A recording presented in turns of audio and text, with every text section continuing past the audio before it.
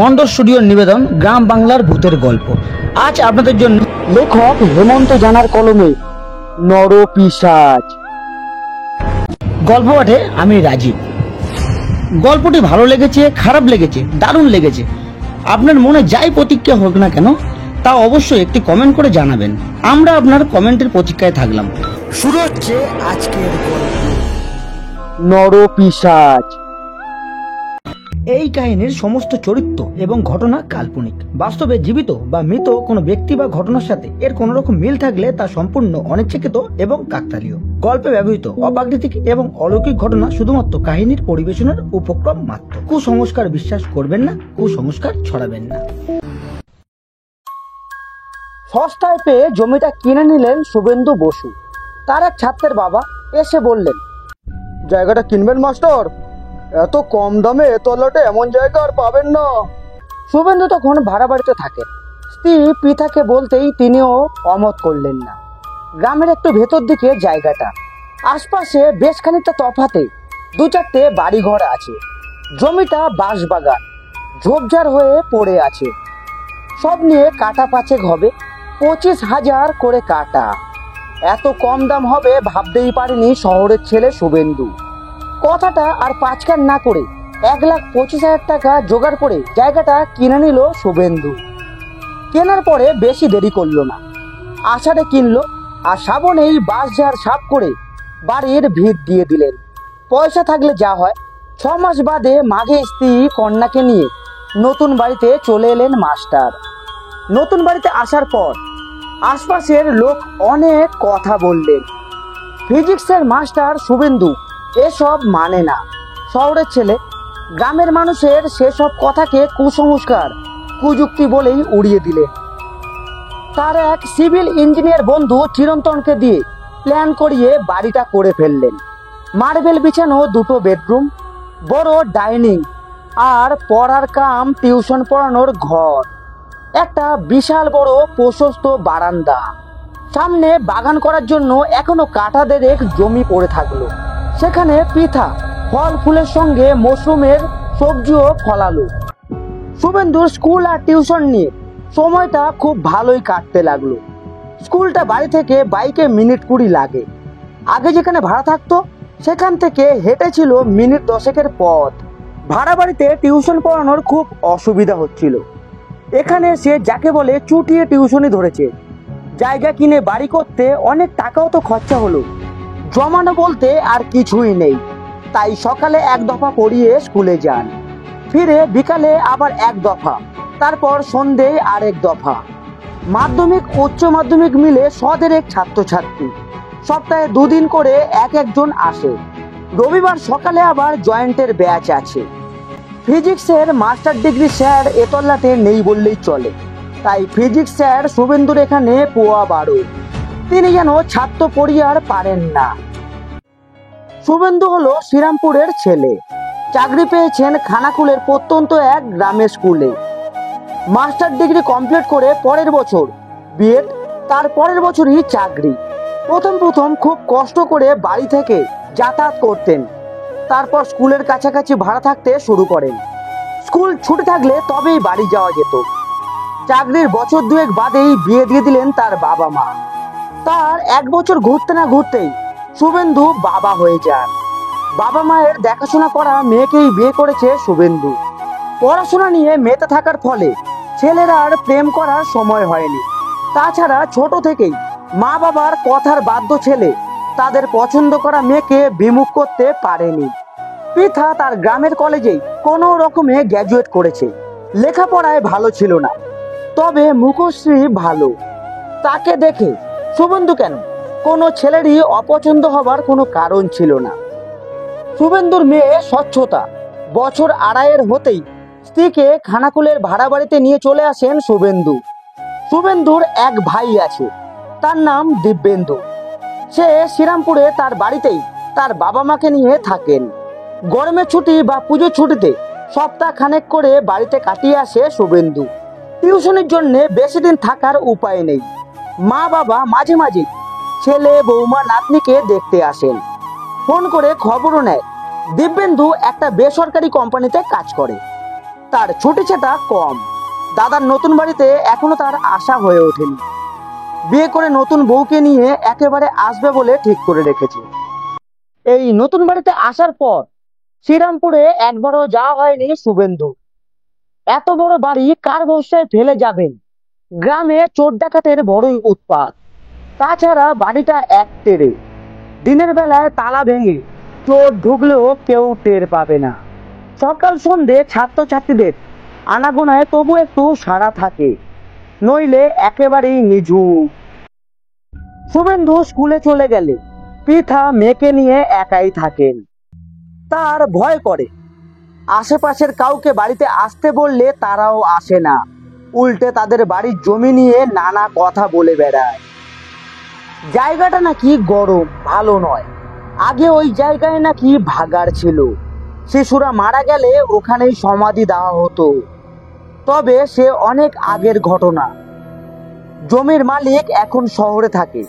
জমিটা খাস হয়ে যাচ্ছিল, কেস কাচারি করে উদ্ধার করেছে। তবে আশপাশের মানুষের কথা খুব একটা মিথ্যে বলা যায় না, কারণ বাড়ি তৈরির সময় ভিত খুঁড়তে গিয়ে তার প্রমাণ পাওয়া গেছে। ভিত খোঁড়ার প্রথম দিনই আস্ত একটা কঙ্কাল বেরিয়ে আসলো। মিস্ত্রিরা কিছুতেই কাজ করবে না, ভয়ে তারা পালিয়ে গেল। শুভেন্দু তার বন্ধু চিরন্তনকে বলতে সেই অন্য কন্ট্রাক্টর দেখে দিল। শহরের পেশাদার কন্ট্রাক্টর এসব পাত্তা দিল না, তারা অনায়াসে কাজ করে দিয়ে চলে গেল। বাড়িতে প্রবেশের আগে শুভেন্দুর স্ত্রী পৃথা ভিত পুজোর কথা বলেছিল, কিন্তু শুভেন্দু এসব মানে না। এমনকি গৃহপ্রবেশের দিনেও কোনো পুজো আচ্ছার ধার ধারেননি। পৃথার আপত্তি অগ্রাহ্য করে মাঘ মাসের ভরা অমাবস্যায় জোর করে নতুন বাড়িতে এসেছিলেন শুভেন্দু। দেখতে দেখতে বছর ঘুরে গেল, তবে নতুন বাড়িতে আসা পর্যন্ত মেয়েটার শরীর খারাপ লেগেই আছে। দু চারটে ছোটখাটো ঘটনাও ঘটেছে। পৃথা যতবারই বোঝানোর চেষ্টা করেছে, শুভেন্দু তা মেয়েলি কথা বলে উড়িয়ে দিয়েছে। বলেছেন, এ তোমার মনের ভুল, যত সব গেও যুক্তি। বাড়িটা তোমার ফাঁকা ফাঁকা লাগছে তাই তো, আরো লোকজনের দরকার। মেয়েও তো বছর পাঁচেকের হয়ে গেল, ঠিক আছে, আমাদের আরেকজন সদস্য বাড়ালেই হয়। মেয়ে স্বচ্ছতাকে নিয়ে বেলা 10টা নাগাদ শুভেন্দু বেরিয়ে যায়। মেয়েকে স্কুলে নামিয়ে দিয়ে নিজে স্কুলে যান শুভেন্দু। দুপুরে পৃথা গিয়ে রিক্সায় করে মেয়েকে নিয়ে আসেন। দুপুরে এলাকাটা গা ছমছম হয়ে যায়। রিক্সাওয়ালাকে দাঁড়িয়ে থাকতে বলে পৃথা বাড়িতে ঢুকে গেটে চাবি মারলে তবেই রিক্সাওয়ালা যান। রিক্সাওয়ালা স্থানীয় লোক, দু একবার বলেছেন, কেন এখানে বাড়ি করলেন ম্যাডাম? জায়গাটা ভালো নয়। কেনার আগে মাস্টার যদি একবার আমাকে বলতেন, বারণ করতাম। মাস্টারের সঙ্গে কতদিনের সম্পর্ক, আমার রিক্সাতেই প্রথম থেকে চড়ছেন, সেই যেদিন স্কুলে চাকরিতে যোগ দিয়েছিলেন সেদিন থেকে।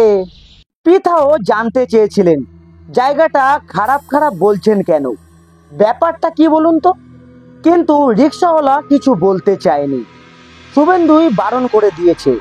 মেয়েকে স্কুলে নিয়ে যাওয়ার কথা বলতেই সেদিন রিক্সাওয়ালা বলেছিলেন, ওখানে বাড়ি করেছেন মাস্টার, জায়গাটা তো কবরখানা ছিল, বাচ্চারা মারা গেলে ওখানে পোতা হতো। বছর পাঁচেক আগে আমাদের পাড়ার কালু সাপের ছেলেটা জলে ডুবে মারা গেল, আমি নিজেই ওই জায়গায়। তাছাড়া চৌধুরীদের পোড়ো জমি, ওরা সব শহরে থাকে, আপনি শহরের ছেলে বলে গছিয়ে দিয়েছে। কে দালালি করলো বলুন তো, সে শালাকে একবার দেখিয়ে দেবো। দালালি খেতে গিয়ে আপনার মতো লোকের সঙ্গে বেইমানি করলো। শুভেন্দু সেদিন বলেছিল, আমি এসব বিশ্বাস করি না, আমাকে যা বলার বলেছেন। এসব কথা যেন পৃথা দিদিমণির কানে একবারও না যায়, ও গ্রামের মেয়ে, এসব বিশ্বাস করে ভয় পাবে। রিক্সাওয়ালার মুখ থেকে কথাগুলো শোনার পর পৃথার মনেও একটা খটকা লাগে। আশেপাশের কারো সঙ্গে তেমন ভাব হয়নি। কার কাছেই বা যাবে, কার কাছেই বা জিজ্ঞাসা করবে এই জায়গাটা সম্বন্ধে? আশেপাশের কেউ তাদের বাড়ির কাছেই আসে না। সেদিন বিকালে পৃথা বাড়ির সামনেটায় দাঁড়িয়ে। এ রাস্তা দিয়ে খুব একটা লোক চলাচল করে না। এখানকার একটা মেয়ে যাচ্ছিল, তাকে দেখে গায়ে পড়ে ভাব জমালো পৃথা। দোকান থেকে ফিরছিল মেয়েটা। পৃথা জানতে চাইলো, ও মেয়ে, তোমার নাম কি গো? কিসে পড়ো? মেয়েটাও তার উত্তর দিল, আমার নাম চম্পা, ক্লাস 6-এ পড়ি, বাবা ভ্যান টানে। পৃথাও চম্পাকে বাড়িতে আসতে বলেন। মেয়েটা ঢুকতে চাইলো না, বলেছিল মা বারণ করেছে, তোমাদের ভিটেটা নাকি ভালো নয়। পৃথার মনের খটকাটা আরো বাড়িয়ে দিল মেয়েটা। এখানে প্রায় প্রতিদিনই কারেন্ট চলে যায়, তাই ভাড়া বাড়ি থেকেই ইনভার্টার, সেটা নতুন বাড়িতে আনার পর দুবার বিগড়েছে। আর সারাতে চাননি শুভেন্দু, তার বদলে মিস্ত্রিকে একটা নতুন আনতে বলেছেন। আজই সেটা নিয়ে আসার কথা ছিল, সেটা আসবে শহর থেকে, তবে আজ আসতে পারবে না জানিয়ে দিয়েছে। শুভেন্দু ছাত্র পড়াচ্ছিলেন। সন্ধ্যের পর যথারীতি কারেন্ট চলে গেল। ফুল চার্জ দেওয়া এমার্জেন্সিটাও জ্বলল না। কেন জ্বলল না তার কোনো কারণ খুঁজে পেল না শুভেন্দু। কতক্ষণ আর অন্ধকারে বসে থাকা, ফলে পড়া ছুটিয়ে দিয়ে দিলেন। ঘুটঘুটে অন্ধকারে ঘরের মধ্যে তিনজন বসে। তখন কত হবে? রাত 8টা। বাড়ির পেছন দিকটা এখনো বাঁশঝাড়। সেখান থেকে যেন একটা বাচ্চা ছেলের কান্না ভেসে এলো। পৃথার কানেই প্রথমে গেল আওয়াজটা। চমকে উঠে শুভেন্দুকে বলল, কিছু শুনতে পাচ্ছ? একটা বাচ্চার কান্নার আওয়াজ না? শুভেন্দু কান খাড়া করে বললেন, কই, কিছু না তো। তারপরেই ফোনের আলোটা জ্বেলে জানলা দিয়ে বাইরের দিকটা ভালো করে দেখলেন। কান্নার আওয়াজ হঠাৎ থেমে গেল। শুভেন্দু বললেন, হুতুম পেঁচা এমন ডাকে, একেবারে অবিকল বাচ্চা ছেলেদের কান্নার মতো। তুমি তো গ্রামের মেয়ে, কোনোদিন শোনোনি নাকি? পৃথাও বলল, এমন পেঁচার ডাক শুনিনি কখনো। আমাদের গ্রামে বাড়ি হতে পারে, তা তো এমন বন জঙ্গলের ধারে ছিল না। কিছুক্ষণ পরেই কারেন্ট চলে এলো। বাড়িটা আলো ঝলমল করে উঠল। ওরা দুজনেই তাড়াতাড়ি খেয়ে দিয়ে শুয়ে পড়ল। আজ শুভেন্দু পৃথাকে অনেকক্ষণ ধরে আদর করলো। শেষে পরিবারের আরেক সদস্যের জন্য উভয়ই সম্মত হলেন। ক্লান্ত শরীরে এবার ঘুমিয়ে পড়লেন দুজনেই। ভোরের দিকে ঘুম ভেঙে গেল পৃথার। সেই একই আওয়াজ আসছে পেছনের বাঁশবাগান থেকে। কান্নাটা আরো যেন স্পষ্ট শোনা যাচ্ছে। ভয়ে শুভেন্দুকে জড়িয়ে ধরল, কানে মুখ দিয়ে শুভেন্দুকে ডাকলেন, কিন্তু শুভেন্দুর ঘুম ভাঙল না। খানিক পরেই পাখি ডেকে উঠল। তখন কিন্তু কান্নাটা থেমে গেছে। এরপরে প্রায় কয়েকটা মাস কান্নাটা শুনতে পেল না পৃথা। তার শরীরটাও ভালো নয়। পৃথার মা এসেছে তার বাড়িতে। তার মাকে নিয়ে রাস্তার ধারের ঘরটাতেই শোয়ে। ডাক্তার তাকে রেস্ট নিতে বলেছে, কারণ মা হতে চলেছেন পৃথা। শুভেন্দুর আনন্দ আর ধরে না। নতুন বাড়িতে নতুন সদস্য আসছে। মনে মনে পুত্র সন্তানই চাইছেন তিনি। মেয়ের পর ছেলে হলেই সব স্বাদ মিটে যায়। পৃথার শরীর খারাপ শুনে শুভেন্দুর বাবা মাও এসে দেখে গেছেন। নতুন বংশধর আসার খবর শুনে তারাও খুব খুশি। শুভেন্দুর ওপর চাপ বেড়েছে। সংসারের কিছু কাজ তাকেও করতে হয়। মেয়ের স্কুল ছুটি হলে তাকে নিয়ে গিয়ে নিজের স্কুলের টিচার রুমে বসিয়ে রাখেন। ছুটি হলে সঙ্গে নিয়ে আসেন তাকে। একটা কাজের মেয়ে খুঁজছেন। শাশুড়ি মা আর কতদিন থাকবেন? কাছে পিঠের কেউই থাকতে চান না। শুভেন্দুর এক ছাত্র তার পাড়ার এক বিধবা বুড়িকে এনেছিলেন। থাকা খাওয়া আর মাসে 2000 টাকা। 4 দিনের দিন বুড়ি চলে গেলেন। যাওয়ার সময় শুভেন্দুকে বলে গেলেন, কবরখানায় বাড়ি করেছো, আমায় তো বলনি মাস্টার। সেদিন দোকানে যেতে একটা এপাড়ার বউ বলল, ভাগ্যিস বলল, টাকা পয়সা আমার দরকার নেই, আমার ঘরেও নাতি নাতনি আছে। কার ঝড় কার দিকে শেষে বয়, আমি চললুম বাবা। বুড়ির কথা শুনতে পায়নি পৃথা। তখন মেয়েকে স্নান করাতে বাথরুমে ঢুকেছিল। কবরখানায় যে বাড়ি পৃথা এখনো তা জানে না। এই কয়েক মাস খুব কষ্টে গেল শুভেন্দু। 2টো ব্যাচ টিউশনি পড়ানো ছেড়ে দিলেন তিনি। শুধু সন্ধ্যের ব্যবস্থাই রেখেছেন। সন্ধ্যের পর জায়গাটা একেবারেই নির্জন হয়ে যায়। তবুও টিউশনের ছেলেগুলো এলে একটু সাড়া থাকে। ওরা এই এলাকারই ছেলে, জায়গাটা নিয়ে সবই জানে, কিন্তু বয়স ওদের সেসবকে পাত্তা দেয় না। তার উপর সায়েন্স নিয়ে পড়ছে, মনে ওসব আনলে তাদের মান থাকে না বন্ধু মহলে। তবে তারা নিজেদের মধ্যে বলা বলি করে, কবরখানার কোচিং। পৃথার 8 মাস পড়তেই তার মা এসে থাকতে শুরু করলেন। শুভেন্দু একটু স্বস্তি পেল। এর কয়েকদিন পরে পুত্র সন্তানের জন্ম দিলেন পৃথা। শুভেন্দু আনন্দে ভেসে গেলেন। স্কুলের কলিগদের মিষ্টি খাওয়ালেন। ছেলেটার 8 মাসে জন্ম হয়েছে, রুগ্ন ছেলে। বেশ কিছুদিন হাসপাতালে থাকতে হয়েছিল পৃথাকে। বাড়ি ফিরলেন ছেলেকে নিয়ে। পৃথাকে যে ডাক্তার দেখছিলেন তিনি অবাক হলেন এমন কাণ্ড দেখে। এমন তো হওয়ার কথা ছিল না। পৃথার শারীরিক কোনো গন্ডগোল নেই, আলট্রাসোনোগ্রাফি রিপোর্টেও সব ঠিকঠাকই ছিল। তাহলে এমন অসুস্থ শিশু জন্মালো কেন? শহরের তাবড় তাবড় শিশু রোগ বিশেষজ্ঞকে দেখানো হলো, ছেলের কোনো রোগ তারা ধরতে পারল না। পেটে থাকতে অপুষ্টির কারণেই এমন শিশু জন্মায়, কিন্তু পৃথার ক্ষেত্রে তা তো হওয়ার কথা নয়। দেখতে দেখতে ছেলের 6 মাসে অন্নপ্রাশন হয়ে গেল। শুভেন্দু ছেলের নাম রাখলেন সৌমাল্য। এতদিনে ছেলের বসতে পেরে যাওয়ার কথা ছিল, কিন্তু সৌমাল্য এখনো পা ছুঁড়ে খেলতে পারে না, পায়ে পায়ে জড়িয়ে যায় আর সর্বদাই খাওয়ার জন্য কাঁদে। পৃথা একদণ্ড কাজ ছাড়া হতে পারেন না। শুভেন্দুর কষ্টের আর শেষ নেই। দেখতে দেখতে শাশুড়ি মাও চলে গেলেন। বাড়িতে একটা কাজের লোকও পাওয়া গেল না। 2-1 জন যাদের পাওয়া যায় তারাও 2 দিন করে থেকে আবার চলে যায়। তাদের প্রত্যেকেরই একই কথা, তারা নাকি নানা রকম ছায়ামূর্তি দেখতে পায়। শুভেন্দুর শাশুড়ি মায়েরও সেই একই যুক্তি। শুভেন্দুকে বারবার বিরক্তি করে মারছিল বাড়িতে একটা শান্তি সস্তায়নের জন্য। গ্রামের মহিলার এসব কথাকে গ্রাহ্য করেনি শুভেন্দু। একদিন রাগের মাথায় বলে দিলেন, আপনার এখানে ভালো না লাগলে চলে যান, আমি এসব মানি না। ছেলের অন্নপ্রাশনের দিনে শুভেন্দু স্কুলের অনেককেই নিমন্ত্রণ করেছিলেন। তার মধ্যে হেডমাস্টার মশাই ব্রজেন্দ্রনাথ চ্যাটার্জিও এসেছিলেন। তিনি হলেন দর্শনের শিক্ষক। এই দর্শনের শিক্ষক ব্রজেন বাবুর বাবা ছিলেন বড় পণ্ডিত। বাস্তুশাস্ত্রে তিনি ছিলেন ওস্তাদ। সেই পরিবেশে থেকে ব্রজেন বাবুও কিছু কিছু জানতেন। শুভেন্দুর বাড়িতে পা রেখেই তিনি বুঝতে পেরেছিলেন বাস্তুশাস্ত্র মতে বাড়ির সবকিছু ভুল। ঈশান কোণে রান্নাঘর, তার পাশেই বাথরুম। কিন্তু শুভেন্দুকে এ সকল কথা বলা মানেই বৃথা, নিজেকেই ছোট করা।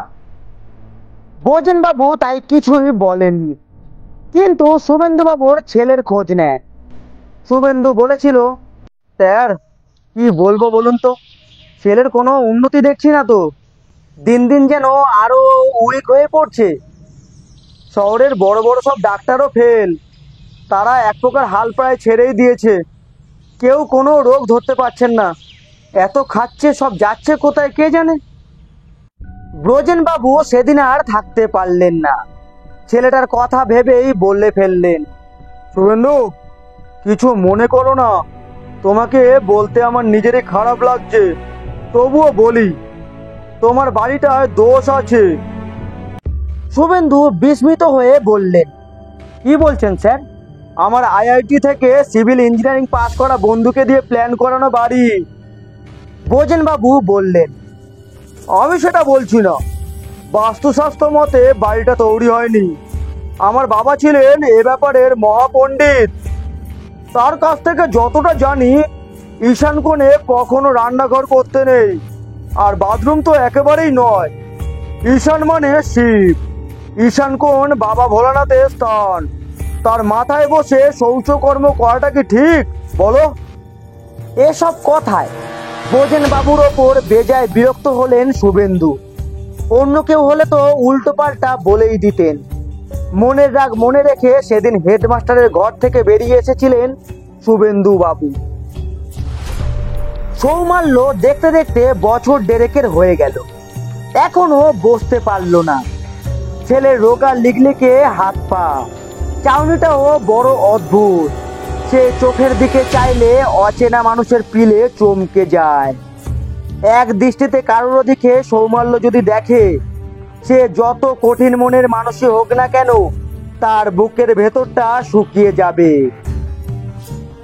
তার দিদি স্বচ্ছতা, ভয়ে একদমই ভাইয়ের কাছে আসে না। পৃথার অভ্যাস হয়ে গেছে। এদিকে শুভেন্দু অনেক আশায় আছে ছেলেকে নিয়ে। ছেলেকে আইআইটিতে পড়াবেন, বিদেশে পাঠাবেন, আরো কত কি ভেবে রেখেছেন। কিন্তু ছেলের দিকে তাকালে তার সব আশা বুদবুদের মতো মনে হয়। এই ছেলেকে কিভাবে বড় করবেন তিনি ভেবে পান না। রোগ ধরতে পারলে ডাক্তার যা বলতেন তাই করতেন। টাকা খরচ নিয়ে তার মাথা ব্যথা নেই। টাকা গেলে টাকা আবার হবে। কলকাতা শহরের সবচেয়ে নামী শিশু রোগ বিশেষজ্ঞ দেখছেন তার ছেলেকে। তার কাছে বিদেশ থেকে রোগী আসে। অ্যাপয়েন্টমেন্ট পেতে প্রায় 3 মাস লেগে যায়, কিন্তু তিনিও কোনো রোগ ধরতে পারছেন না। এইটুকু ছেলের শরীরে কোনো পরীক্ষা বাকি নেই। প্রতি মাসেই গাড়ি ভাড়া করে তাকে কলকাতায় নিয়ে যেতে হয়। গেলেই 1000-5 কমে খরচ নেই। শুভেন্দুর তাতেও কোনো বিরক্তি নেই যদি ছেলেটা সুস্থ হয়। দেখতে দেখতে সৌমাল্যর বয়স আরো 1 বছর বাড়ল। এখন সে বসতে পারে। হাত পাগুলো অস্বাভাবিক লম্বা লম্বা। মাথাটা দেহের তুলনায় বেশ বড়। কান দুটোর পাতা বেশি ঝোলা ঝোলা। গালের পাটি দুটো যেন ভেতর দিকে ঢোকা ঢোকা। 1 বছর বয়সে সামনের দুটো দাঁত বেরিয়েছিল, তারপর আর কোনো দাঁত ওঠেনি। সেই দুটো আবার বেশ বড় হয়ে গেছে। তার গায়ের রং হাসাটে, মাথায় একটাও চুল নেই। অদ্ভুত একটা দেখতে লাগে তাকে। ছেলে সব সময় খাই খাই করছে। খাবার না পেলেই সামনে যাকে পায় হামা দিয়ে এসে কামড়ে দেয় তাকে। পৃথা যে কতবার কামড় খেয়েছে তা গুণে বলা যাবে না। ভাইয়ের ভয়ে কাছাকাছিও আসে না স্বচ্ছতা। 2 বার তাকেও কামড়ে রক্ত বের করে দিয়েছে তার ছোট ভাই। শুভেন্দুও তার ছেলের কামড় খেয়েছে 2-1 বার। তবে দেখা গেছে বাবাকে দেখে ছেলে ভয়ে একটু সিটিয়ে যায়। বাবা স্কুলে গেলেই ছেলের দৌরাত্ম্য বেড়ে যায়। পৃথা একা সামলাতে পারে না তার ছেলেকে। একবার তো অদ্ভুত গলায় চিৎকার করে ওঠে। জানলার গিল ধরে পেছনের বাগানের দিকে সর্বদাই তাকিয়ে থাকে। তখন তার মুখ দিয়ে থোকা থোকা লালা ঝরে। রাতে যখন ছেলে কাঁদে পৃথার খুব অস্বস্তি লাগে। তবুও মা তো যতই অস্বস্তি হোক, ভয় করুক, ছেলেকে দূরে ঠেলবেন কি করে। সৌমাল্য দেখতে দেখতে 3 বছরে পড়ল। 3 বছরে একটু ধুমধাম করে জন্মদিন করার ইচ্ছা ছিল শুভেন্দু, কিন্তু ছেলের অবস্থা দেখে ইচ্ছা হয় না। দিন দিন আরো অদ্ভুত গড়ন হয়ে উঠছে ছেলেটার। অচেনা কেউ দেখলেই ভয় পেয়ে যাবে। সামনের দুটো দাঁত ঠিক মানুষের মতো নয় যেন। হাত পায়ের আঙুলগুলো অস্বাভাবিক রকম লম্বা। আঙুলের নখগুলো হিংস্র পশুর মতো সুচালো। এখন পৃথার তার ছেলেকে নিয়ে একা শুতে পারে না। তার ভয় করে। দিদি স্বচ্ছতাও ভাইয়ের ঘরে শোবে না। উভয় সংকটে পড়লেন শুভেন্দু। অগত্যা কিছু উপায় না পেয়ে এক ঘরেই শুচ্ছেন তারা কয়েকদিন ধরে। মেয়েকে আলাদা একটা ঘরে ঘুম পাড়িয়ে রাতে তুলে আনেন তাদের কাছে। সেদিনই ঘটে গেল ভয়ঙ্কর এক কাণ্ড। পৃথার পাশে সৌমাল্য, তার পাশে শুভেন্দু, আর বাবার এক পাশে স্বচ্ছতা ঘুমাচ্ছিল। রাত তখন 1:30টা। স্বচ্ছতা চিৎকার করে উঠল। ঘুম ভেঙে গেল বাবার পায়ে। সৌমাল্য বাবাকে ডিঙিয়ে গিয়ে দিদির গলা কামড়ে ধরে আছে। দুজনে কোনো রকমে ছাড়ালেন তাকে। দিদির গলায় তখন ভাইয়ের দুটো দাঁত বসে গেছে, ফলে গল গল করে রক্ত বেরোচ্ছে সেই ক্ষত স্থান থেকে। স্বচ্ছতা যন্ত্রণায় ছটফট করছে। এত রাতে কি করবেন, কোথায় যাবে, কিছু ভেবে না পেয়ে ডেটল তুলো দিয়ে চেপে ধরে কোন রকমে মেয়েটার রক্ত বন্ধ করলেন শুভেন্দু। সকালেই মেয়েকে নিয়ে ডাক্তারের কাছে ছুটলেন। ডাক্তার দেখে বললেন, এ তো মনে হচ্ছে শেয়াল কুকুরের কামড়ানো, ঘরে ঢুকলো কি করে? শুভেন্দু বলতে পারল না, তার ছেলের কামড়ে এমন হয়েছে। এবার আরেক সমস্যা চেপে বসলো। মেয়ে আর বাড়িতে থাকতে চায় না। আতঙ্কে সে মাঝে মাঝেই কেঁদে ওঠে, খেতে চায় না, ঘুমাতে চায় না। খবর পেয়ে তার দাদু ঠাকুমা তাকে দেখতে এলেন। স্বচ্ছতাও চলে গেল তাদের সঙ্গে শ্রীরামপুর। শুভেন্দু কিছুটা স্বস্তি পেলেন। তিনি স্কুলে বেরিয়ে গেলে ছেলেকে নিয়ে পৃথা এখন একা একাই থাকেন। তারও ভয়ে বুকটা দুরু দুরু করে, কিন্তু সে তো মা। সেদিন দুপুরে ঘটে গেল আরেক কাণ্ড। শুভেন্দু তখন স্কুলে। পৃথা ছেলেকে খাইয়ে ধুইয়ে মুছিয়ে স্নানে গেছেন। মিনিট 15 হয়নি, এসে দেখেন ছেলে ঘরের মধ্যে নেই। চারিদিকে ঘেরা বাড়ি, মেন গেটেও তালা মারা। ছেলে তাহলে গেল কোথায়? ভিজে কাপড়েই পৃথা পাগলের মতো সারা বাড়ি ছেলেকে খুঁজে মরলেন। কোথাও না পেয়ে কাঁদতে কাঁদতে শুভেন্দুকে ফোন করলেন। সর্বনাশ হয়ে গেছে, খোকাকে কোথাও খুঁজে পাচ্ছি না, তুমি তাড়াতাড়ি চলে এসো। ফোন পেয়েই পৃথা ছুটে যায় বাড়ির বাইরে। দুপুরবেলায় রাস্তায় কেউ নেই, এ তল্লাট একেবারেই শুনশান। উন্মাদের মতো পৃথা ছুটে বেড়ায় এদিক ওদিক। একবার কি মন গেল ছাদে উঠে গেলেন। পেছনে বাঁশবাগানের দিকে চোখ পড়তেই তার সারা শরীর ঠান্ডা হয়ে গেল। বাঁশবাগানে বসে কিছু একটা খাচ্ছে সৌমাল্য। চোখে চোখ পড়তেই পৃথার মাথা ঘুরে গেল, আর দাঁড়িয়ে থাকতে পারলো না সে। এদিকে কিছুক্ষণ পরে শুভেন্দু এসে গেলেন। বাইকটা কোন রকমে বাইরে দাঁড় করিয়ে, পৃথা কোথায় তুমি?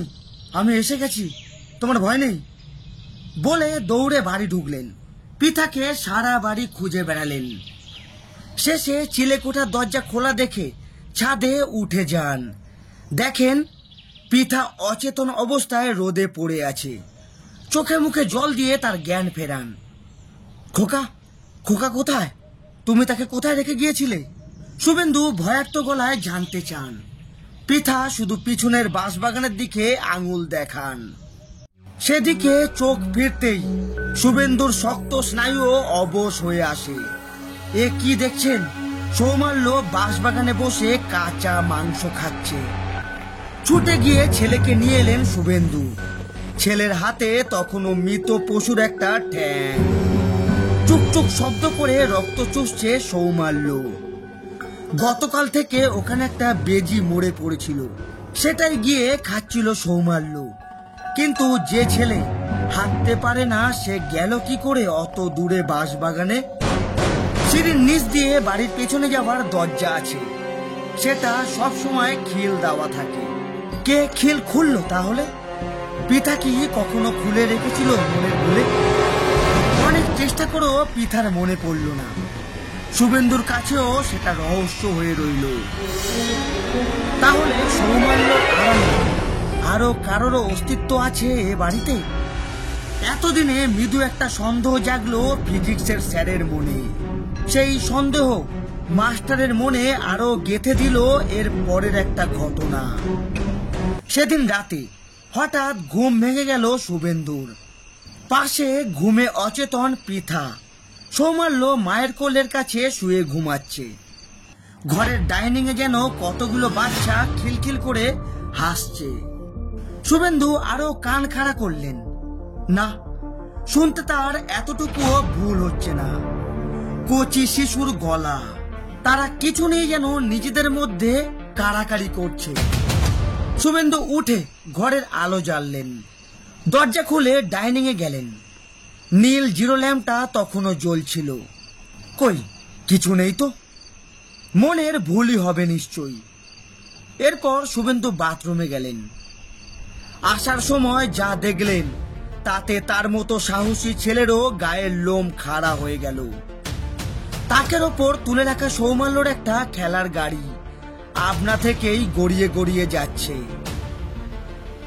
এতদিন পর এ বাড়িতে ভয় পেলেন শুভেন্দু।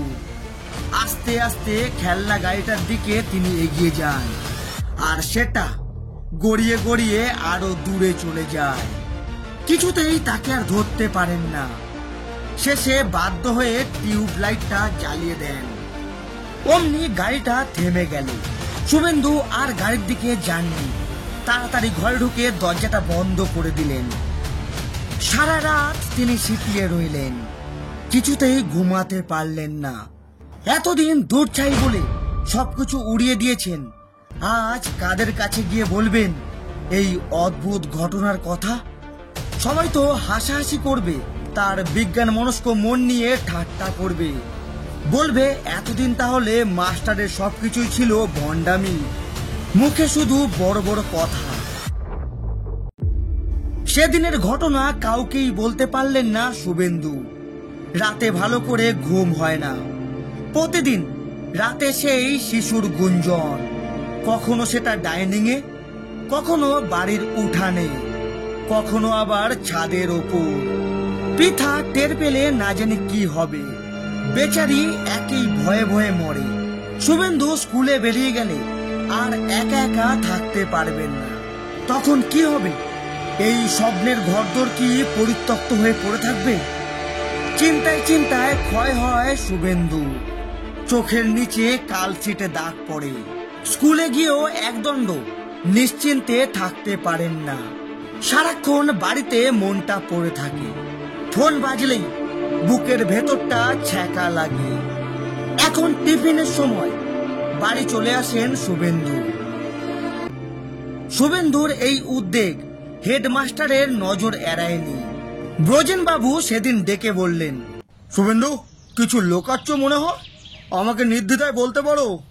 সাংসারিক মানুষের কত সমস্যা থাকে, কিছু কিছু অন্যের সাথে শেয়ার করলে সমাধানের রাস্তাও পাওয়া যায়। শুভেন্দু আমতা আমতা করে বললেন, বাড়িতে একটা প্রবলেম হচ্ছে স্যার। ছেলেকে নিয়ে তো? না স্যার, অন্য আর একটা প্রবলেম। খুব অসুবিধা না থাকলে আমাকে খুলে বলতে পারো, যদি কোনো হেল্প করতে পারি। শুভেন্দু বলতে গিয়েও পারলেন না। তার চোখ মুখ দেখে বোঝেন বাবু জানতে চাইলেন, প্যারানর্মাল কিছু? শুভেন্দু মুখ নিচু করে বললেন, হ্যাঁ স্যার, সেটা আপনাকে ঠিক বুঝিয়ে বলতে পারবো না। আমার এতদিনের বিশ্বাসটা টলে গেছে। সায়েন্সের স্টুডেন্ট হয়েও কিছুতেই কোনো যুক্তি দিয়ে তাকে ব্যাখ্যা করতে পারছি না। বাড়িটা এখন যেন আর আমার নয়, ওদের দখলে। এতদিন তাহলে বলেননি কেন শুভেন্দু? শেষে মারা পড়বে যে। শুভেন্দু এবার মুখ তুলে বললেন, কি করে বলি স্যার? আমার মতো ছেলের মুখ থেকে এমন কথা কোনোদিন শুনবেন বলে ভেবেছিলেন? সেদিন আমার বাড়ির দোষ নিয়ে যখন আপনি বললেন, জানেন, মনে মনে আপনার ওপর বিরক্ত হয়েছি। আপনারা গেও ধ্যান ধারণা নিয়ে আছেন বলে উপহাসও করেছি। বোঝেন বাবু শান্ত গলায় বললেন, ওসব এখন বাদ দাও। কথায় আছে, বিপদের সময় পাণ্ডিত্য ত্যাগ করতে হয়। শোনো, আমার বাবার একজন শিষ্য আছে কামারপুকুরে। আমার চেয়ে বছর দুয়েকের বড় হবে। তখন বাবার কাছে আসতো জ্যোতিষ শিখতে, পরে তন্ত্র সাধনা শুরু করে। এখন বড় তান্ত্রিক। নামটা কি যেন ছিল? ভৈরব ভট্টাচার্য। আর দেরি করা ঠিক হবে না, সামনে রবিবার তার কাছে যাই চলো। হ্যাঁ, আর একটা কথা, হাতখানেক মতো খুঁড়ে তোমার ভিটের কিছু মাটি সঙ্গে করে নিয়ে নিও। পিতাকে ডাক্তারখানায় যাচ্ছি বলে রবিবার সকালেই বাইক নিয়ে বেরিয়ে পড়লেন শুভেন্দু। বোঝেন বাবুকে তার বাড়ি থেকে তুলে নিলেন। খুঁজে খুঁজে গিয়ে পৌঁছাতে বেলা 10টা বাজল। গ্রামের শেষ প্রান্তে নদীর ধারে শ্মশানে ছোট্ট একটা আশ্রম। ভৈরবতান্ত্রিক তখন আশ্রমে ছিলেন না, পুজোর জোগাড়ে বাইরে বেরিয়েছিলেন। এক শিষ্য এসে চাটাই পেতে দিলেন। খানিকক্ষণ বসতেই ভৈরব এসে গেলেন। ব্রজেন বাবুকে দেখে অবাক সুরে বললেন, বোঝো কি মনে করে অধমের দৌড়ে? বাড়ির সব কেমন আছে? ছেলে মেয়ে সব কি করছে? কত ছোট সব দেখেছিলাম। গুরুদেব মারা যাওয়ার দিনই আমার শেষ যাওয়া তোমাদের বাড়ি। বোঝেন বাবু নিজের বাড়ির সবকিছু জানিয়ে তারপর ভৈরব তান্ত্রিকের শরীরের অবস্থা খোঁজ নিলেন।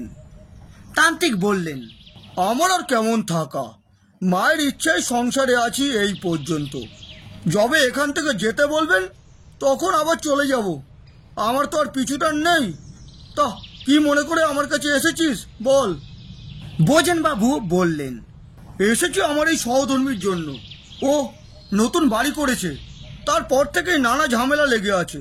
একটু দেখে ঠিকঠাক করে দিতে হবে। ঠিক আছে, দেখে দেবো। তোর এখন জল টল খা। পুরসুরা কি এখান থেকে কম দূর রে? আশ্রমে আজ প্রসাদ খেয়ে যাবি।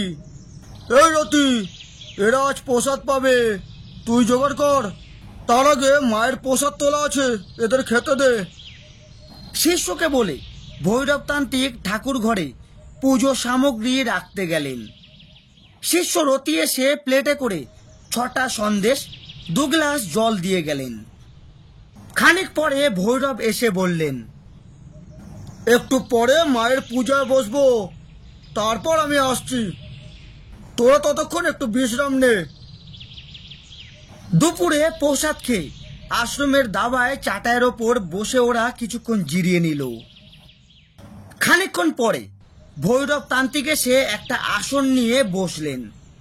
জানতে চাইলেন, সুরেন্দ্রবাবু, দুপুরে এমন খাবার মনে হয় এই প্রথম খেলেন। জানি খুব কষ্ট হচ্ছে খেতে, তারপর আপনি শহরের ছেলে, গরিবের আশ্রম, এর থেকে ভালো প্রসাদ কোনোদিন মাকে দিতে পারিনি, জানেন তো। মায়েরও মনে হয় এমনই ইচ্ছা। শুভেন্দু শ্রদ্ধায় মাথা নত করে বললেন, না মহারাজ, আমার কোনো অসুবিধা হয়নি, খুব তৃপ্তি করেই খেয়েছি। ভৈরব জানতে চাইলেন, কতদিন হলো নতুন বাড়ি করেছেন? এই বছর 4 হলো। সমস্যা তৈরি হয়েছে কবে থেকে? আমার স্ত্রী অনেকদিন ধরেই বলছিল, কিন্তু আমি গুরুত্ব দিইনি। বছর 3 হলো আমার এক পুত্র সন্তান হয়েছে, তারপর থেকেই সমস্যাটা বাড়তে শুরু করেছে। তো কিরকম সমস্যা? অদ্ভুত অদ্ভুত সব কাণ্ড। একদিন রাতে শিশুদের গুঞ্জন শুনে আমি বাইরে বেরোই, দেখি ঘরের দালানে আমার ছেলের খেলনা গাড়িটা আপনা থেকেই চলাচল করছে। হয়তো এমন ঘটনা রোজই হতো। সেদিনের পর থেকে রাতে আর ঘুমাতে পারিনি। ফলে প্রতি রাতেই শিশুর হাসি কান্না শুনতে পাই। তারা যেন আমার বাড়ির ভেতরে ঢোকে। কোনোদিন আবার উঠানে খেলছে, আবার কোনোদিন ছাদে দৌড়ে বেড়ায়। ভৈরব তান্ত্রিক খানিকক্ষণ ভেবে তারপর বললেন, বাড়ির কিছু নমুনা এনেছেন সঙ্গে? বোঝেন বাবু বললেন, হ্যাঁ, শুভেন্দুকে ওর ভিটের মাটি আনতে বলেছিলাম। ভৈরব বললেন, তাহলে তো ভালোই হলো। শুভেন্দু ব্যাগ থেকে প্লাস্টিকে মোড়া মাটি বের করে দিলেন। ভৈরব তান্ত্রিক সেটা হাতে নিয়ে শুকতে থাকলেন। তান্ত্রিকের চোখ মুখের ভাব দেখেই বোঝা যাচ্ছিল বড় কিছু গোলমাল আছে। ভৈরব অনেকক্ষণ কোনো কথা বললেন না। মনে মনে কি সব ভাবলেন। মনে হচ্ছিল কথাখানা কিভাবে বলবেন সেটাই মনে মনে গুছিয়ে নিচ্ছেন। শেষে একটা দীর্ঘ নিঃশ্বাস ফেলে বললেন, ভয়ঙ্কর স্থানে বাড়ি করেছেন মাস্টার। আশেপাশের কেউ আপনাকে কিছু বলেননি? শুভেন্দু বললেন, বলেছিল অনেকেই, আমি তাদের কথা গুরুত্ব দিইনি। ভিত খোঁড়ার সময়ই মিস্ত্রিরা বেঁকে বসেছিল, তাদের সরিয়ে অন্য মিস্ত্রি দিয়ে কাজ করিয়েছি। আসলে আমি ছোট থেকেই এমন, এসব বিশ্বাস করিনি। ফিজিক্স নিয়ে পড়ার পরে তো এসব মনের মধ্যে আনতেই পারতাম না। ভৈরব শান্ত গলায় বললেন, জানেন, এটাও ফিজিক্স, এখানেও নেগেটিভ পজিটিভের খেলা। আপনার বসত বাড়িটা এখন নেগেটিভ পাওয়ারে ভরপুর। জায়গাটা ছিল তো উপসল্য, মানে ভাগার। ওখানে মৃত শিশুদের কবর দেওয়া হতো, গবাদি পশু মারা গেলে তাদেরও ফেলা হতো। এখন আপনার ওই জায়গায় পজিটিভ পাওয়ার বাড়াতে হবে, তার জন্য কিছু হোমযজ্ঞ করতে হবে। খানিক থেমেই বিস্ময়ের গলায় ভৈরব জানতে চান, আচ্ছা শুভেন্দু বাবু, আপনার শিশু পুত্রটি কি ওই বাড়িতে জন্মেছে? শুভেন্দু বললেন, হ্যাঁ, নতুন বাড়িতে এসেই আমরা দ্বিতীয় সন্তান নিই। তো আপনার সন্তান কি স্বাভাবিক আছে? শুভেন্দুর বুকটা ছ্যাঁক করে ওঠে। বললেন, না মহারাজ। ভৈরব তান্ত্রিক বললেন, এই নেগেটিভ শক্তিতে কোনো সন্তানই স্বাভাবিক হয়ে জন্মাতে পারে না। আপনারা যে এখনো সুস্থ আছেন এটাই বড় কথা। আপনার ব্যক্তিত্বের দৃঢ়তার কারণেই যতটা ক্ষতি হওয়ার কথা ছিল সেটা হয়নি। আমরা যাকে বলি রাজবাড়ি। নইলে আপনার সংসারে এত যে কারো না কারোর প্রাণহানি হওয়ার কথা ছিল, সেটা হয়নি কারণ আপনার পজিটিভ রাশ। কোষ্ঠী বিচার করলে দেখা যাবে আপনি দেবগণের জাতক। আপনার স্ত্রীও তাই হবেন। ব্রজেন বাবু ঘড়ির দিকে তাকিয়ে দেখলেন 3টে বেজে গেছে। তারা দিয়ে বললেন, এখন এখান থেকে মুক্তির উপায় বলে দাও। আমাদের আবার এতটা পথ যেতে হবে। বুঝতেই পারছো, ওর বাড়িতে ওর বউ আর পুত্র একা আছে। ভৈরব বললেন, অল্প কিছু হলে আমি এখান দিয়ে কাটিয়ে দিতে পারতাম, এক্ষেত্রে একদম সম্ভব নয়। আমাকেই যেতে হবে। সামনেই ফল হরিণী অমাবস্যা, ভালো যোগ আছে। আমার এখানেই চক্রে বসার কথা ছিল, সেটা তাহলে ওর বাড়িতেই বসবো। তার আয়োজন কিন্তু তোদের করতে হবে, একটু খরচ আছে। শুভেন্দু বললেন, খরচের জন্য আপনি চিন্তা করবেন না, আপনি আমার বাড়িতে যাবেন এটাই বড় কথা। আয়োজনের ব্যাপারটা আমাকে জানিয়ে দিন। ভৈরব তার শিষ্যকে পেন খাতা আনতে বললেন, তারপর লিখে দিলেন সবকিছু। বাড়ি ফেরার সময় ভৈরব ঠাকুর ঘর থেকে একটা প্রসাদী ফুল আর একটা রুদ্রাক্ষ দিলেন শুভেন্দুর হাতে, আর বললেন, তোদের শোয়ার ঘরে এটাকে রেখে দিবি। শুভেন্দু ঘর থেকে যাওয়ার পর থেকেই আজ সারাদিন সৌমাল্য মাকে জ্বালিয়ে মারছে। হাতের সামনে যা পাচ্ছে ভাঙছে, কখনো কখনো অদ্ভুত গর্জন করছে, যেন কিছু বলতে চাইছে কিন্তু পারছে না। দুবার মায়ের হাতে কামড়ও দিয়েছে। পিথার এসব সহ্য হয়ে গেছে। ভৈরব তান্ত্রিকের কাছ থেকে ফিরতে শুভেন্দুর সন্ধে হয়ে গেল, আর শুভেন্দু বাড়িতে পা রাখতেই বিকট মূর্তি ধরল সৌমাল্য। একটা বছর তিনেকের ছেলের এমন রুদ্ররূপ দেখে চমকে উঠল মা বাবা। শুভেন্দুকে কিছুতেই ঘরে ঢুকতে দেবে না সে। বড় বড় চোখ আর দাঁত বের করে যেন গিলতে আসছে, অদ্ভুত গলায় গর্জন করছে সে। পিতা তাকে টেনে নিয়ে গিয়ে একটা ঘরে আটকে দিলেন। শুভেন্দু ঘরে ঢুকে প্রসাদী ফুল ও রুদ্রাক্ষটা রাখলেন। বন্ধ ঘরে সৌমাল্য হিংস্র পশুর মতো গর্জন করছে। পিতা বললেন, জানো, আজ সারাদিন খোকা এমনই করছে, কোনোদিন এত দুষ্টুমি করে না। শুভেন্দু বললেন, হাত মুখ ধুয়ে এসে সব বলছি, তুমি ততক্ষণ চা বসাও। সেই ফাঁকে পিতা একবার ঘর খুলে দেখতে গেল ছেলেকে। তখনই ঘটে গেল ভয়ানক একটা কাণ্ড। সৌমাল্য ঝাঁপিয়ে এসে মায়ের গলায় কামড় দিল। পিতার আর্তনাদে বাথরুম থেকে ছুটে এলো শুভেন্দু। মাকে ছেড়ে এবার ছেলের রোষ গিয়ে পড়লো বাবার ওপর। শুভেন্দুকে কামড়ে সুচালো নখ দিয়ে ক্ষত বিক্ষত করলো। কোন রকমে ছেলের হিংস্র কবল থেকে নিজেকে ছাড়িয়ে পিতাকে বের করে ঘর বন্ধ করে দিলেন শুভেন্দু। পিতা কাঁদতে কাঁদতে বললেন, কার সঙ্গে ঘর করছি আমরা? এ তো মানুষ নয়, আমাদেরই মেরে ফেলবে। ঈশ্বর, এই রেখেছিলে আমার ভাগ্যে। পিতা পোলাপ বকতে বকতে কাঁদতে লাগলো। শুভেন্দু পিতার ক্ষতে তখন ডেটল দিচ্ছে। পিতার ঘাড়ে ছেলের বড় বড় দুটো দাঁত গভীরভাবে বসে গেছে। স্ত্রীর শুশ্রূষা করে নিজের কাটা জায়গায় ডেটল দিতে দিতে শুভেন্দু বলল, খোকা এমন করছে কেন জানো?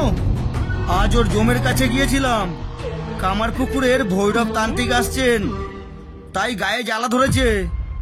পিতা অবাক হয়ে বললেন, কি বলছো তুমি? তাহলে ডাক্তার দেখাতে যাওনি?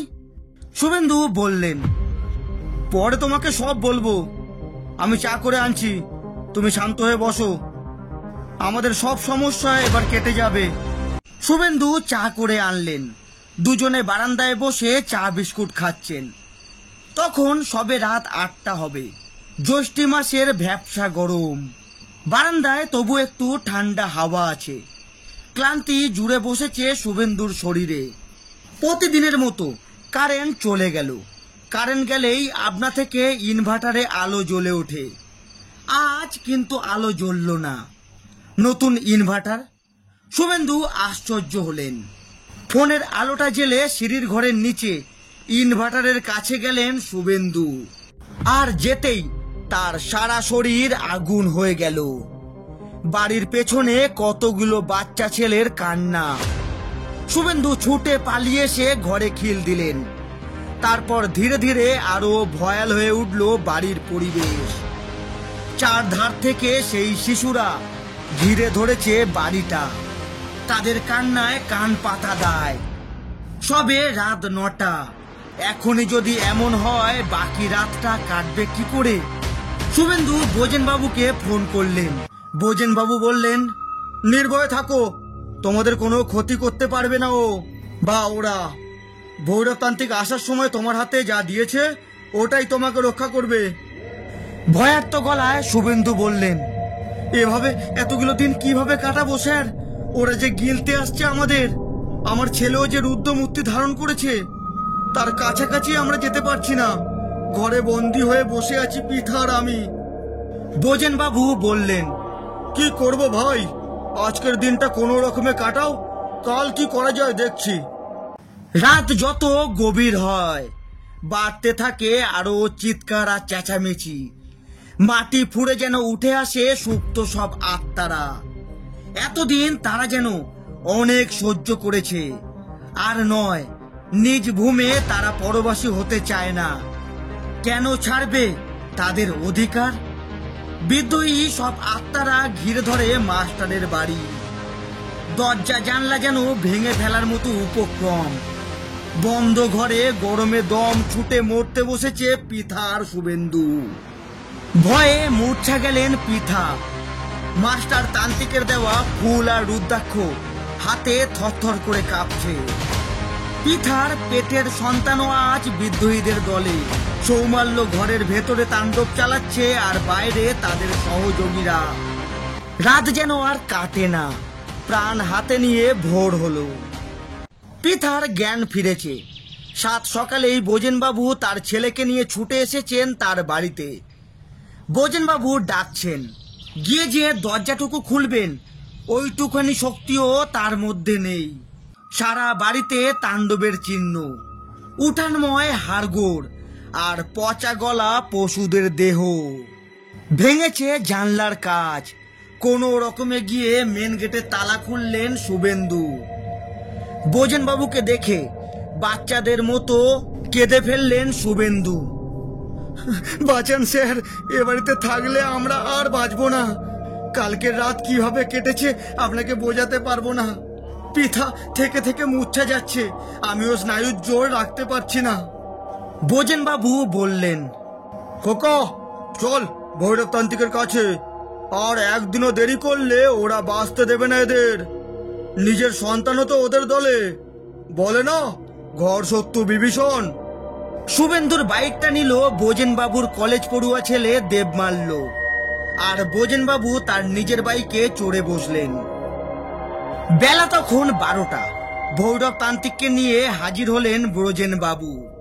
তান্ত্রিক পা রাখতেই ভূমিকম্পের মতো দুলে উঠল গোটা বাড়ি।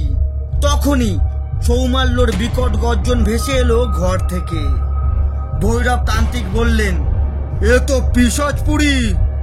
পিশাচ নিয়ে ঘর করছেন মাস্টার। পিঠা কাঁদো কাঁদো হয়ে বললেন, বাবাজি ওটা আমার ছেলে চিৎকার করছে। ভৈরব বললেন, ও তো নরপিশাচ। তোদের 7 পুরুষের ভাগ্য ভালো এখনো বেঁচে আছিস। এবারই তোদের ছাড়তে হবে, নইলে অনেক মূল্য চোকাতে হবে তোদেরকে। বাড়ি ছাড়ার কথা শুনে শুভেন্দুর চোখে জল চলে এলো। কাকুতি করে বললেন, কোনো উপায় নেই মহারাজ, এ যে আমার স্বপ্নের বাড়ি, একে ছেড়ে চলে যেতে হবে।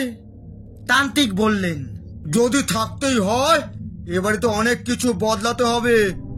এখনই বন্ধ করতে হবে ঈশান কোণের রান্নাঘর আর বাথরুম। ওই জায়গায় করতে হবে ঠাকুর ঘর। প্রতি পূর্ণিমায় দিতে হবে শান্তি সস্তয়ন।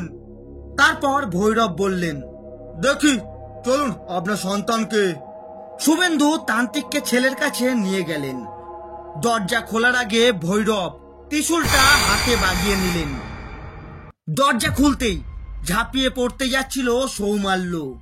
অমনি তান্ত্রিকের মন্ত্র বলে সে নেতিয়ে পড়ল। ত্রিশূল সৌমাল্যর গায়ে ঠেকাতেই ঘরে যেন বিদ্যুৎ খেলে গেল। সৌমাল্য চিৎকার করে উঠল। বাইরে বেরিয়ে এসে তান্ত্রিক বললেন, এখনই কিছু করা যাবে না, তবে ওদের উৎপাত কদিনের জন্য স্তম্ভিত থাকবে। বাড়ির বাইরে অনেক কাণ্ড ঘটবে, তবে তোদের ভয় পাওয়ার কিছু নেই। ওরা আর বাড়ির ভেতরে কিছু করতে পারবে না। আপনার ছেলেও শান্ত থাকবে। ভিটের দোষ কাটলেই ছেলেও সুস্থ হয়ে উঠবে। ওর এখন পিশাচ দশা চলছে। মায়ের পেটে থাকার সময়ই অশুভ আত্মারা ওর ওপর ভর করেছে।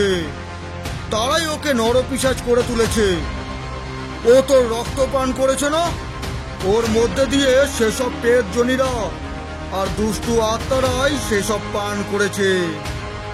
আর এই ত্রিশূলটা আপনার ভিটেতে পুঁতে দিয়ে গেলাম, ভুলেও কেউ হাত দেবেন না। আমি সেদিনই এসে এই ত্রিশূলটা তুলব। এখানেই হবে যজ্ঞবেদী। আপনারা তার তোড়জোড় শুরু করুন। আর যদি খুব ভয় পান, এই মন্ত্রটা জপ করবেন। বলেই একটা মন্ত্র লিখে দিয়ে ভৈরব তান্ত্রিক বিদায় নিলেন। আজ কৃষ্ণপক্ষের চতুর্দশী। রাত পোহালেই ফল হারিনি অমাবস্যা। শুভেন্দুর বাড়িতে কালকে মহাযজ্ঞ। মেয়ে স্বচ্ছতা কিছুতেই আসতে চাইছিল না। দাদু ঠাকুমা জোর করে তাকে নিয়ে এসেছেন তার বাবা মায়ের কাছে। পৃথার মা বাবাও এসেছেন। বোজেনবাবু ছেলেকে নিয়ে কাল সকালেই চলে আসবেন। এ কদিন সহকর্মীর জন্যে অনেক করেছেন হেডমাস্টার। বেলকার জোগাড় থেকে গোমূত্র গোচনা সবেতেই ছেলেকে নিয়ে ঝাঁপিয়ে পড়েছেন তিনি। এ বাজারে কেউ করবেন না এমন। স্থানীয় 2 ব্রাহ্মণকেও বলা আছে, তারা শান্তি সস্তায়ন করবেন। রাত 12টার পর হবে যজ্ঞ। তন্ত্রমতে চক্রে বসবেন ভৈরব তান্ত্রিক।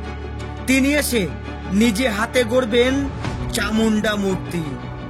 তার সামগ্রী জোগাড় করে এনেছে শুভেন্দুর 2 ছাত্র বাবলু আর যতীন। এই 2 ছাত্র স্যারের বাড়িতে আছে কয়েকদিন ধরে। ভৈরব তান্ত্রিক যতই বলুন কিছু হবে না, তবুও সাহসে কুলাচ্ছিল না শুভেন্দু। উঠানে সামিয়ানা খাটানো হয়েছে। তান্ত্রিকের আসা যাওয়া আর হেডমাস্টারের যাতায়াত দেখে আশেপাশের লোক টের পেয়েছে মাস্টারের বাড়িতে কিছু একটা হচ্ছে। তারা আজ উকিঝুঁকি মারছে। স্বচ্ছতা এসে ভাইকে এখনো দেখেনি। সে ভয়ে সিটিয়ে আছে। সৌমাল্য আগের চেয়ে অনেকটাই কমজোরি হয়ে আছে। প্রাণ হাতে করেই রাতে পৃথা তার কাছে শোয়ে। মায়ের মন তো ছেলেকে নিয়ে অত খারাপ শোনার পরেও ছেড়ে থাকতে পারে না। এ কদিনে বাড়ির বাইরে নানা ঘটনা ঘটেছে। তার সাক্ষী শুভেন্দুর 2 ছাত্র বাবলু আর যতীন। তারা রাতে ঘুমাতে পারেনি। পেছনে বাঁশঝাড়গুলো কখনো মরমর শব্দে ভেঙে পড়ে, আবার কখনো একসঙ্গে কেঁদে ওঠে বাচ্চা ছেলেরা। কখনো কান ফাটা বাজ পড়ার শব্দ। সকালে উঠে শুভেন্দুকে এসব বলতো না তারা। এক রাতে তো বাবলুর নাম ধরে তার বাবার গলায় কেউ বলল, তোর মায়ের শরীর খারাপ খোকা, বাড়ি চল।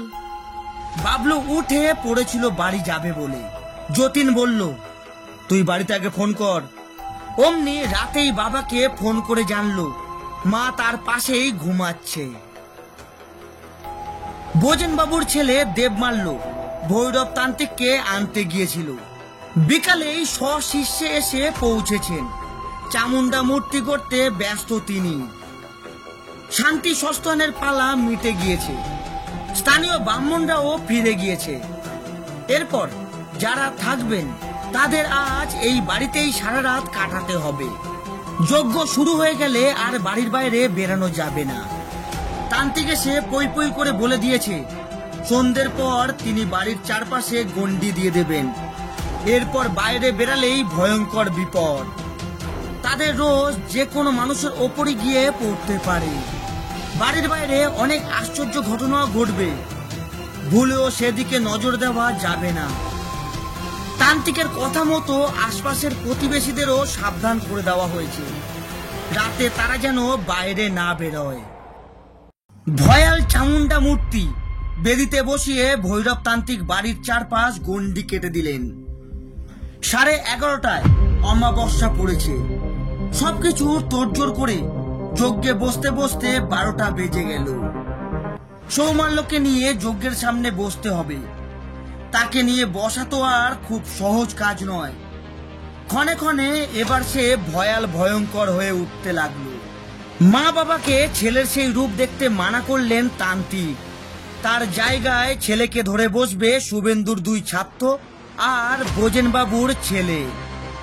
তারাও এতে রাজি হয়ে গেল। মা চামুন্ডার সামনে দাউ দাউ করে জ্বলে উঠল যজ্ঞাগ্নি। ভৈরব তান্ত্রিক যজ্ঞ শুরু করলেন। ওং ক্লিং হ্রিং ক্লিং চামুন্ডায় বিস্মে, ওং গ্লম হুং ক্লিং জুং সং জলায় জলায়। এতক্ষণ যেন ঘুমাচ্ছিল সৌমাল্য। যজ্ঞে তার নামে যেই আহুতি পড়ল, সে এক বিকট মূর্তি ধরল। 3 সাহসী যুবকও ভয়ে থরথর করে কাঁপতে লাগলো। রক্তবর্ণ 2 চোখ আর বড় বড় 2 দাঁত। নখগুলো কোথা থেকে বড় হয়ে গেল। মাথা ফুঁড়ে গজিয়ে উঠল একটা শিং। সে দৃশ্য দেখতে পারলেন না বোজেনবাবুও। ঘরে ঢুকে গেলেন তিনিও। সৌমাল্য হাতের সামনে যা পেল তাই দিয়ে আক্রমণ করতে লাগলো তান্ত্রিককে। বাইরে তখন যেন কাল বৈশাখীর ঝড় উঠেছে। গাছপালা যেন সব ভেঙে পড়ছে, তার সাথে পড়ছে বাজ। যজ্ঞের মধ্যে ঝাঁপিয়ে পড়তে যাচ্ছিল সৌমাল্য। 3 যুবক তাকে ধরে ফেলল। ভৈরব তান্ত্রিক ত্রিশূল তুলেই সৌমাল্যর বুকটা চিরে দিলেন। গল গল করে রক্ত ঝরছে তার বুক দিয়ে। বাড়ির বাইরে তখন শত শত বাচ্চা ছেলের আর্তচিৎকার। বড় করুণ সে আর্তনাদ। সৌমাল্য এবার নিস্তেজ হয়ে পড়েছে। এবার তান্ত্রিক চক্র ছেড়ে উঠে সৌমাল্যকে কোলে তুলে নিয়ে তার বুকে লেপে দিলেন শ্বেত চন্দন আর চোখে মুখে দিলেন শান্তি জল। বাইরে ততক্ষণে ঝড় থেমে গেছে। শিশুর কান্নাও আর নেই। চারিধার যেন শ্মশানের মতো নিস্তব্ধ। শুভেন্দু পিতাকে ডাকতে বললেন তান্ত্রিক। দুজনেই যজ্ঞবেদীর সামনে এসে বসলেন। সৌমাল্য তখনও যেন ঘুমাচ্ছে। তান্ত্রিক ছেলেকে পিতার কোলে তুলে দিয়ে বললেন, মা, এখন থেকে এ হলো এক মানব শিশু। ছেলের ওপর ভর করা দুষ্ট আত্মারা ছেড়ে চলে গেছে, আর ভয় নেই। এবারে আর 5টা শিশুর মতোই বেড়ে উঠবে। শরীরের কুচিহ্নগুলো আস্তে আস্তে খসে যাবে। এই যজ্ঞবেদিতে প্রতিদিন সন্ধেবেলায় ধূপধুনো দিবি। এখানে মা চামুন্ডা বিরাজ করবেন। এখন তোদের ভিটে বড় পবিত্র স্থান হয়ে উঠেছে। ভোর হয়ে এসেছে, পাখিরাও ডাকছে। দেবমাল্য, বাবলু আর যতীন বাইরে বেরানোর জন্য ছটফট করছে। তাদের কৌতূহল রাতে ঝড়ে কি সব ভাঙলো দেখবে। যতীন বলল, মহারাজ, এবার কি আমরা বাড়ির বাইরে যেতে পারি? ভৈরব তান্ত্রিক বললেন, এবার তোমরা বাড়ির বাইরে যেতে পারো। তোমাদের সাহসের প্রশংসা করি আমি। এ দৃশ্য দেখার জন্য বুকের পাটা চাই। ওরা বাইরে বেরিয়ে এসে দেখলো কিছুই হয়নি। গত রাতের ঝড়ের কোনো চিহ্নই বাইরে নেই। গাছের একটা কাঠ পাতাও খসে পড়েনি। বিজ্ঞানের 3 ছাত্র বড় অবাক। ফিরে এসে তান্ত্রিককে বলল, এ ঘটনা আমাদের বড় আশ্চর্য করেছে মহারাজ। এ কি কোনো ব্যাখ্যা আছে? ভৈরব তান্ত্রিক বললেন, হ্যাঁ আছে, তবে আজ নয়, অন্য কোনো দিন তোমাদের এর ব্যাখ্যা শোনাবো। এরপর ধীরে ধীরে পূব আকাশ রাঙা হয়ে উঠল। সৌমাল্য মায়ের কোলে শুয়ে মানব চোখে দেখতে থাকলো একটা মিষ্টি সকাল।